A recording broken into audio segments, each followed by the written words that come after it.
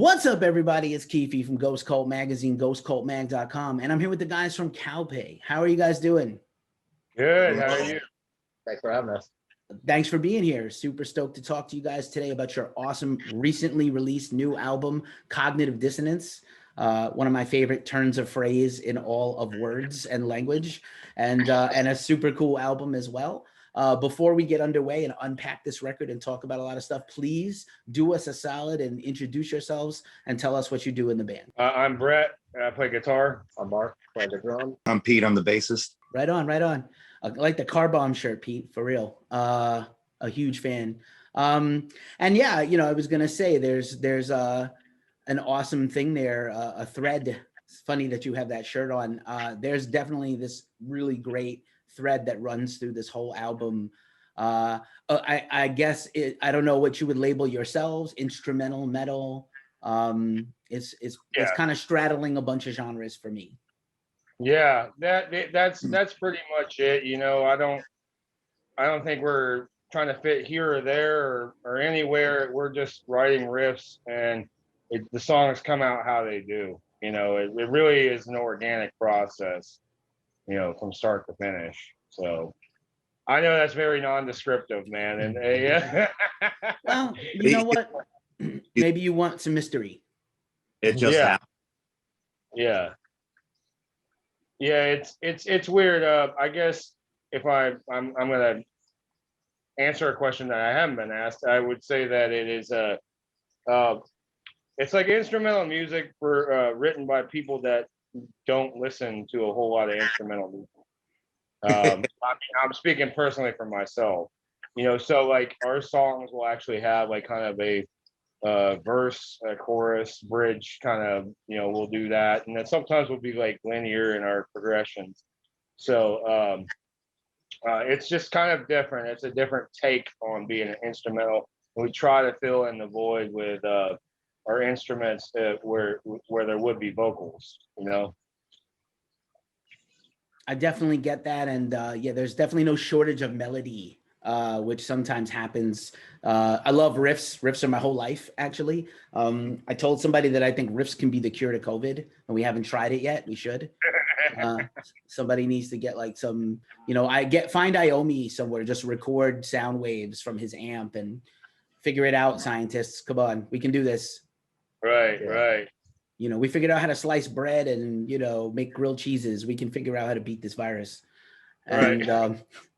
But it'd be very simplistic and not scientific whatsoever. But yeah, man, I really, I dig this album. It's definitely a journey musically. I don't feel like it's a concept record. I feel like it's just these great standalone tracks that just work together.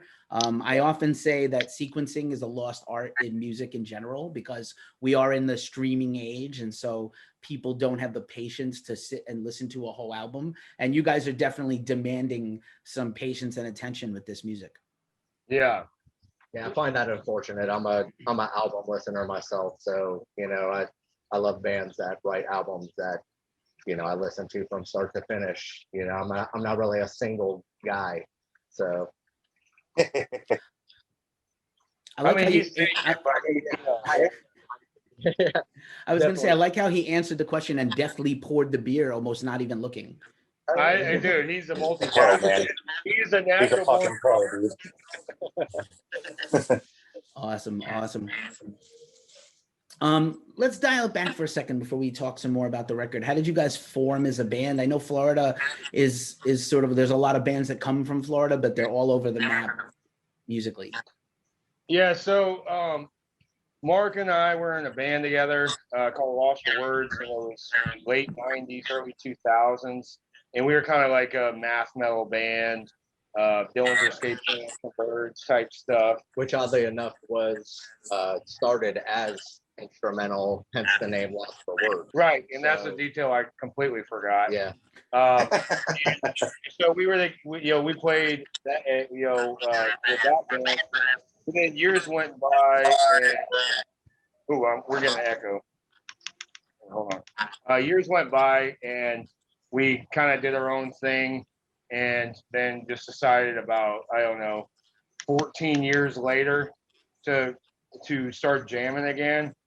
And the first practice we had we wrote almost an entire song. And we were like, oh yeah, the chemistry's still there. And then we tried out various members after that. And we didn't know if we were going to have a singer or not. And then we just gave up on the singers because, you know, we wanted somebody that could do a lot of different stuff. And we weren't finding it. And so we just decided, well, if it's not going to be a singer, it's going to be a keyboard player. And but we actually found Pete next, who we knew. I've known Pete for almost 20 years. And, you know, just being around the scene in Orlando. And then he was looking for members. You were looking for members for your band. Yeah, man, because I thought we were done, and I hit him up. He's like, "No, but you can come try out for us." Yeah. And then he came, and it was so funny because I think he was nervous, but he played like the first 2 songs, and they kind of butchered them. And I was like, all right, well, you know, we'll take a break, regroup. And so Pete rolled a joint that was like the biggest joint I'd ever seen, and he smoked all of it. And after he smoked it, I was like, dude, he's gonna be on his ass. There's no way. Like I've never seen anyone come back from that, because I don't smoke a lot of weed, but I was like literally impressed by it. And he came back in and then nailed the songs, and I was like, I've never seen anything like that in my life. He's in, damn it. That's the proving grounds is drugs. I like it. No, it was funny because I'm gonna be honest. One of my favorite things about Brett as a guitar player in the Lost for Words days, and that he was doing in Kaupe when they tried out multiple bass players, other guys. Brett's awesome at live looping and really sick at multi-tracking shit live. Like, so when I walked in, they sounded like a 3-4 piece guys. It was just 2 of them running stereo out into the bass with a octave pedal and a bass distortion pedal to get the right kind of grinds. Like, it sounded like the real deal. So, but needless to say, since you're doing that, it's a lot easier to just come and go, hey, I'll just take all the bass parts from you. Yeah. And it worked out pretty well. There's a video of that, us playing that play on our YouTube, Yeah. It's fucking sick too. the 2 of us. So, But that like, you know, working with a loop pedal was like kind of a big problem, because you have to time it absolutely perfectly, or else you're going to be thrown off. And even if you're playing with a click, it's hard to do. So the next piece of the puzzle was Patrick, which unfortunately he's our keyboard player. He couldn't be here with us tonight. But we found him off a Craigslist ad. And that's very Florida right there. Yeah, you find your Craigslist. keyboardist off a Craigslist. Hell yeah. A good one too. Yeah. And he just came in and he had, you know, no idea what we wanted. So at first it was just kind of like disjointed and not very good. And then we got to working with him. He was very easy to work with. And we kind of just started developing the sound we had. Yeah, he's very talented, classically trained. Yeah. It was a different genre for him. So you know, And he's a madman when it comes Yeah. to gear and shit. So he would implement these sounds that are not supposed to be part of a keyboard, distortions with octave pedals, flangers, all these weird guitar effects, implementing them to kind of take the range of a second guitar sometimes, stuff like that. Really cool stuff. yeah. So it fell into place, and that's where we went. So Yeah. Nice. I imagine putting out music in this crazy time is insane, and it's hard. Obviously, you know, there are no shows, it's hard to tour. I know Florida's opened up a little bit for some things based on a couple of band interviews that I've done, but how did it affect the recording and writing for this album? Did you already have it pretty written before the shutdown? Yeah. Pretty much done, man. everything was pretty written. So it came at the perfect time because we had already planned to start recording. So it kind of gave us an opportunity, instead of focusing on, marketing the album right away, or, finish writing everything, real quick so we could get out and play shows and, support the album. We had plenty of time to where we could hone everything in and, you know, kind of make it exactly what we wanted before we had to release it, you know. So we took our time and, you know, we recorded drums at a studio, Brett recorded everything else and produced the album. And then we sent it off to be mastered, and it was nice not having the pressure, you know, to get out and play shows too. But yeah, it was definitely weird. It was a weird hiatus. Definitely missed being on stage, you know, during that time. But Yeah. but we you know, we actually played last weekend, right? Yeah, last Well, week. Album release, yeah, last weekend we did album release show, limited capacity, social distancing, all that. So it's kind of wasn't a bunch of people there, but very supportive crowd, which was really good. So yeah. the people that wanted to be there really wanted to be there and supported us, you know, and the other bands that were on the bill. So it was great to kind of be out there again. Yeah. All right, It awesome. feels so good to play, man. Oh my God. It feels so good. I'm so jealous of you. I couldn't even, I didn't care if there were 5 people in the crowd, man. Like it was just They great. were getting their faces fucking rocked that night, man. We were ready. We were loud as shit, man. My ears were ringing for 3 days, and I think it's because I haven't heard music that loud in so long. Well, it's like you got fresh ears again or something. I'm deeply jealous of you and anybody that got to see you play a show. I haven't seen a show in like almost 12 months. I'm dying. I feel you, man. Come on down, bro. Maybe. Playing at Maybe. home tracks don't work. You know? Yeah. I mean, they do work, but it's not the real thing. Yeah, I feel like streaming, and you can weigh in on this, I don't think they're going to go away or replace live albums or live shows. I know there's a sort of element of certain people are like, well, I don't leave my house anyway, and I watch everything on YouTube and Instagram. But I feel like, or Twitch, but I feel like streaming's cool. It's not going to disappear when shows come back. But I still feel like there's no replacement for a live concert. No. No, we did one last year actually, and it was a fucking shitstorm. It was a fun experience, and at the same time, it was just like at the end of the day, a bunch of our buddies messaged us, "Why didn't you just put the footage of Mark's wife filming the damn show? That sounded better. It looked better." Oh And, yeah. We won't talk too much about that because those are great people. But yeah, it was weird, man. It just nothing worked out that night. Yeah, it was the very beginning, so it wasn't like a tried and true process yet, you know, and we appreciated the opportunity definitely to do it. It was a lot of fun. Well, Yeah. I'll just say that the keyboards came through and nothing else did. And so it's kind of like circus music, if you can imagine that. Like, because without everything else, that's what you got. You got Kaupe as circus music, you know. So quote me on that. Maybe there's a circus music release that you guys could do a bonus release on the deluxe edition, the circus version. Yeah, hell yeah. Why not? Little creepy clown artwork. Yeah. I'm down. American Horror Story, the Kaupe edition. Right. We'll endorse that. I got jokes all day. Maybe they'll endorse us. Maybe. You never tell know. them.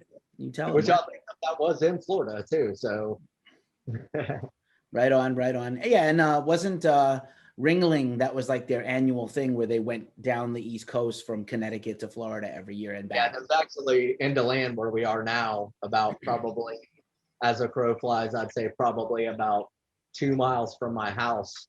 You can still see a building where it's right by the railroad tracks where the Ringling brothers had stored animals and things like that. So they would put them on the trains there and move them around, which is awesome. So Yeah. So you get a metal band interview and a Florida history lesson all at the same time. Hey, man. Dude, people have already tuned off. They're like so done with this interview. They're like, oh my God, I don't want to learn shit. You know? Yeah, these are all fun, man. People, we have pretty loyal watchers. Yeah, that's awesome. You guys mentioned the mastering, and you got mastered by one of my favorite people with one of the best set of ears on the planet, Sanford Parker. How'd you connect with Sanford? He's incredible. Yeah, Sanford's awesome, man. So I actually met him through Junior Bruce, and I'm also in that band. I play lead guitar in that band. and so he mixed and mastered. He's done Hollow Leg. He did the new Bloodlit. You know, Scott and Tom are in all three of those bands. Well, Hollow Leg broke up, but so Sanford has been doing stuff for that camp for a long time, and then I just approached him and said, "Man, I love what you know how you mixed and mastered the Junior Bruce album, you know." And then like months later, you know, I always had him in the back of my mind to master the stuff. So I just asked him, and I was just crossing my fingers that he'd take us, you know, because I knew we were different than any of that stuff. And he did a great job. Hell yeah. He's got a pretty like vast discography of stuff he's worked on, either in production, mastering, or mixing, where I know his reputation is for these certain albums and stuff. He's made music himself, obviously, his incredible projects, but Yeah. I feel like he's a little more generalist when it comes to mixing and mastering for bands. Yeah. Well, do you mean like he like likes to do a lot of different projects? Is that what you mean by that? Absolutely. Yeah. Well, I think that if I know this correctly, I think he plays bass and keyboards. So like maybe what sold him was we had a keyboard player, and he's like, hell yeah, I'm doing this now. Right. And probably because your guy is atypical, he does, you know, like you said, experimental stuff. And that's Yeah, what Sanford's all about. yeah. Sanford's awesome, man. It was great. He was easy to work with, and it came out great. And would definitely recommend him. Would do another album with him. He must have been easy to work with because Brett is not easy to work with. Yeah, and I didn't hear a lot at practice about Sanford. So if I know Brett kind of handled all that. So if he wasn't easy to work with, we definitely would have heard about it. We would have known. I just tipped him extra. There it is. There's the truth comes out. The truth comes out. But yeah, man, this is you know, it's really great. I love that you guys kind of forged your own style. You're not really beholden to anybody else's rules. You just make your own music, which is your own little universe. I love it. Yeah, it's great. It's great. Thanks, and man. you know, truthfully, you know, being in this band with stuff we've done before, like Lost for Words, you know, like Brett said, that was the last band that I was actually in. I had kids and started a career and had a hiatus for, you know, 14, 15 years or whatever it is before I played again. And what was he thinking? I don't know. I was still playing. I mean, I was still playing, but I wasn't playing in bands. I had, you know, guitarists I jammed with through the years and stuff like that, but never really anything to actually create a band and play out. But it's been a weird, you know, with this band, because we are so diverse, and there's no vocals, I think, which kind of with people that don't listen to metal, the vocals can tend to scare them away from different styles of music, you know. So, you know, all they hear is, you know, the angry singer, you know, and, you know, this guy screaming, how can you understand what he says? And you know, we played shows, you know, Will's Pub down in, you know, in Orlando and things like that, where people would just come in off the street because they'd hear us, and at the end of the show come up and they're, you know, they listen to like rap, you know, or that show you're talking about. Yeah, I mean, they listen to all different styles of music, and they come in there like, you guys are amazing. And it's like, and it's so cool that we can kind of hit those different crowds and kind of open up different styles of music to those people who normally wouldn't listen to something like that, you know. So it's been really, really fun, and I think that's what I take the most out of this band, is that it's because of the diversity, and, you know, and people obviously see that we click on stage, and, you know, we're such a unit, you know, together, that, you know, they can't help but, you know, not you know, being less than modest here, but they can't help but know that, like, it impresses them, you know, and they come up, you know, and I enjoy that, you know. I enjoy that, like, man, you get what we're doing, and glad we're doing this, you know, so yeah. Hell, man, Andrew WK thought we were a CD. Yeah. That's right. You guys have open for some interesting people. Andrew WK is one of them. He's great. And that's a guy, he will play a giant place and a big festival or a little venue. And We he played plays like the we same played in show the middle. wherever. We played it in the middle place with them, and he literally thought we were a CD. Man, you guys are tight. That was a fun show. That was a weird show. Their bus actually broke down 45 minutes away, I think, and I guess they had a like a radiator problem, so they were actually taking water off the tank that they were carrying, having to let the bus cool down and then put it back into the radiator so they could make it to the show. It took them like 2.5 hours to go 45 minutes. I think they were in Sarasota, and should have been 2 hours, and it turned into 6 hours or something like that. Yeah, it was I think they're from. Well, it doesn't matter. I think they're coming from Gainesville, but there you go. So we were set up ready to go. They had to set up a separate patch for us because they couldn't sound check anybody else because nobody was there. So we set up in the front and kind of started that show, and they were actually Unloaded their bus while we were starting playing. So it was an interesting show for sure. Yeah, but we unloaded their bus. Ants and help them get the whole rig set up, and like we didn't care, man. Like, because without that show, no one else would have even cared about it. You know, that was our third show we ever played, man. Yeah. You know, so we were just happy to be a part of it. It ended up being good. You know. Awesome. That's a crazy story. I like to, as we wind this down, I want to give you guys back your day. I always like to end some of these interviews with a wild card question. So I thought you guys would be fun for a wild card question. So instead of the Desert Island Disc, I do the spaceship playlist. If you had to leave tomorrow, Tesla's got a rocket ship and you got a seat on it, what's like the 5 records you're going to take with you? You guys can each go one at a time. Oh God. Damn. There we go. Good one. Failure, Fantastic Planet. I would say just because of the influence, Dillinger, Calculating Infinity. Fuck yeah. Oh God. Are we all going on this rocket together? Because we can share our CDs. Because that way I don't have to pick Dillinger. Metallica, Ride the Lightning, Ministry, Song 69, and Depeche Mode, Violators. There we go. That's a great album. Go ahead, Pete.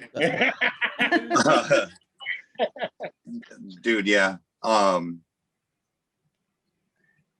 really like Dillinger, Option Paralysis.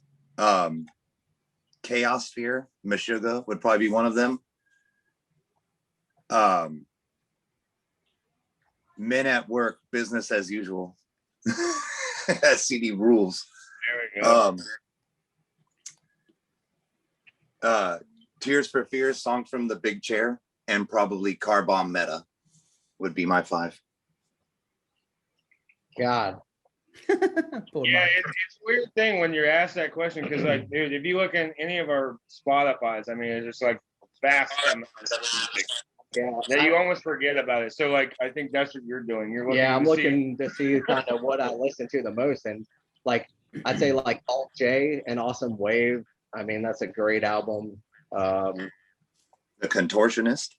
Yeah, probably the Contortionist, Clairvoyant, or The Language. Probably both those albums actually. Those are the album listening, that I love. I'd probably say As Blood Runs Black, Allegiance. What about Jane Doe? Man, Jane Doe is good. Yeah. Between the Buried and Me. Probably some. I was just thinking them, and I was thinking the Sneaker Pimps. I mean, I'm not. I have such a vast. So many different styles I listen to. It's insane. I mean, cursive, anything. I appreciate everything. So that'd be very, very tough. That would take me a while to make that playlist for sure. All right. Nice work, guys. Impossible to pigeonhole. Very cool to hang out with and talk to. Kaupe, Cognitive Dissonance is out now. Thank you so much for hanging out with Ghost Cult and hanging out with me today. I appreciate you guys. Keep being safe. Good luck to you playing some more shows. I'm so jealous. Yeah, man. We'll keep it to a minimum, but we're not gonna turn it down. Yeah. Just gotta be safe, That's So, it, man. Be smart. That's it. Be smart, thanks, everybody. Be Keith. safe. Thanks for having us. Peace, Yeah, you guys. Thank you.